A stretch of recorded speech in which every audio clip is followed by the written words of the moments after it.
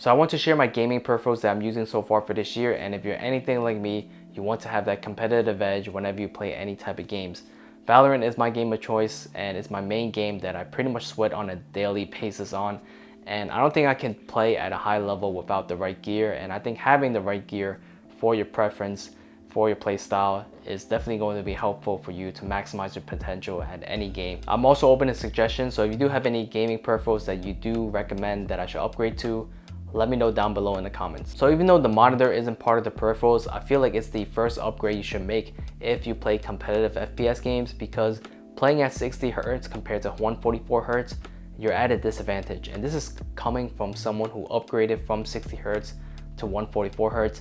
It makes a big difference in what you can see in real time. I won't get into the details of the monitor because this is a peripherals video, but the monitor I do use is the Asus TUF Gaming 27-inch 1440p that does go up to 170 Hz. Besides from the monitor, when it comes to your actual gaming peripherals, I feel like the mouse should be the first upgrade that you make, and having the right mouse allows you to pretty much have the best aim possible. It's like finding the right glove for your hand when you're playing. So depending on the task or game that I'm playing, I switch between the Shroud G303 and the Pulsar X Lite V2 Mini, and the main reason is because the Shroud G303 can get fatiguing and long gaming sessions, at least with my experience using it. It's still one of my favorite mouse because of the shape and the aggressive claw grip it gives you, and this way you're locked in on your game. But when it comes to overall user experience for a long period of time, it can get fatiguing. So I switch to the Pulsar X Lite V2 Mini from time to time, and I do pretty well on that mouse as well. And I do have them equipped with the Super Glide glass skates, and I feel like it's a smoother experience when it comes to gaming instead of just using the regular PTFE feet.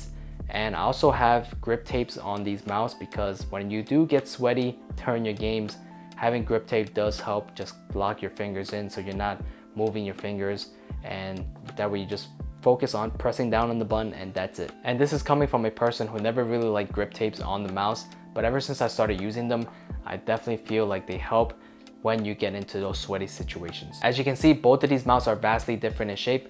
One is more like a diamond-like shape that's for your aggressive claw grip user. The other is an ergonomic mouse that's more for your palm grip style. However, I use them both the exact same way, and that's with like a semi claw grip, and I find that to be comfortable on both. I'm actually very excited about the Pulsar X2 Mini symmetrical mouse that they're coming out with because I'm ordering it in a few days, and maybe it will be replacing both of these mouse. I know there's a Logitech Superlight out there, but I do find the one from Pulsar that they're coming out with very interesting. So next up is audio, and this is by far the best upgrade I made this year so far with my gaming peripherals, and that's from switching over from a gaming headset to IEMs. And stop using headphones because they're heavy, they give you headphone hair, and the audio is just a subpar experience when it comes to gaming, especially when you're choosing those budget options for those headsets. These here are the KZ ZS10 Pro, which comes in at $50 and gives me a much better audio experience when it comes to a game like Valorant, being able to hear footsteps, than my $100 gaming headset from Corsair. I find it much easier to pinpoint footsteps, especially in a game like Valorant where you need to know where your enemy is coming from, and I just plug these in into my Blue Yeti microphone and they work completely fine. I don't have any plans to upgrade to a more expensive, maybe $100 or $200 IEMs in the future, but who knows, maybe I will, and maybe I'll throw down the money. In terms of audio input, I do use the Blue Yeti microphone, and I already know people are going to comment, oh, you use the Blue Yeti microphone? You paid that much money just for a subpar experience when it comes to your audio input? You could have bought a much better mic for that price. And I know, I should have done better research for a better microphone, but I had this microphone laying around because I was recording some voiceovers for my fitness and coaching content. So I was like, you know what, might as well just prop this up. So I bought the Blue Yeti arm as well and just used it as a gaming microphone, and it works completely fine. People in game can hear me crystal clear. They even said my voice sounds pretty nice when I'm playing in games. However, if I do make an upgrade in the future, it'll probably be a Shure SM7B, but it's probably not anytime soon because there's other upgrades I can make that can be much more valuable to my setup than just upgrading my audio quality for my microphone. I really don't use it for anything else but maybe some voiceovers and voice comms in games. I do, however, want to get an audio deck maybe sometime in the near future, and this way I can enhance the audio experience for both the microphone and the earbuds. And you can't forget the keyboard. This is the NJ80 from Ketis. It's a custom built keyboard, and I use this glorious wooden wrist rest to go along with the keyboard. Now, this keyboard does not come in this color stock form. I did a ton of modding to this keyboard, so it looks completely different than the original form. I love this keyboard because it has all three connections. It has the cable, it has 2.4 gigahertz dongle, and a Bluetooth connection. And I use all three. It really depends on what task I'm doing. So I modded this keyboard with the black and gold ATCO keycap set and the Tangerine linear switches, and it's a great typing and gaming experience. However, I recently switched some of the switches over to a Cherry Silver Speed switch because I needed a faster switch when it came to Valorant. I found myself lightly tapping a key when I'm playing Valorant and not getting the response that I want, so I decided to switch over to a faster switch in order to get the response that I want and the performance that I needed when I'm playing the game. If you want a great typing and gaming experience, I highly recommend you to build your own custom keyboard because you get to have a lot of fun doing so, and you get to learn about keyboards and how they work.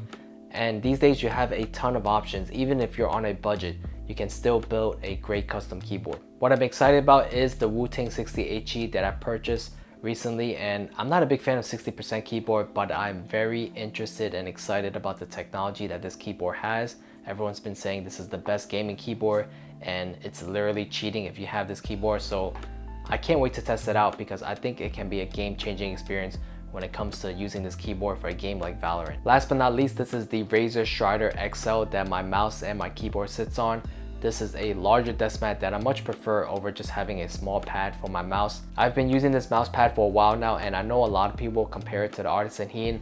I've never used the Artisan Heat, so I can't make that comparison, but I will say that this mouse pad is a bit faster than your normal cloth pad. It's definitely a bit fast when you're using this mouse pad for Valorant, but I've adjusted to it.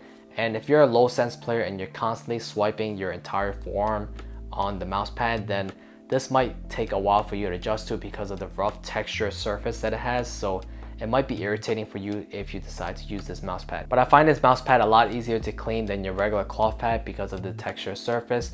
And in the future, I plan on getting an entire desk mat that has a design on it to fit my desk setup theme. And then on the side, I can pull out a gaming specific mouse pad that I can use when I'm playing games like Valorant. So those are the peripherals that I'm currently using on a daily basis for the games I play. And if you are interested in any of the peripherals, I will leave links down in the description. I will be upgrading in the near future with the products that I mentioned earlier that I'm excited about. And stay tuned for those videos, and I hope you enjoyed this video. I'll see you all in the next one. Peace. Trail. Gotta go. I'll see it. 30 seconds left. Enemy spotted B. I'm out of here. Core's got fine. Spike down B. 60.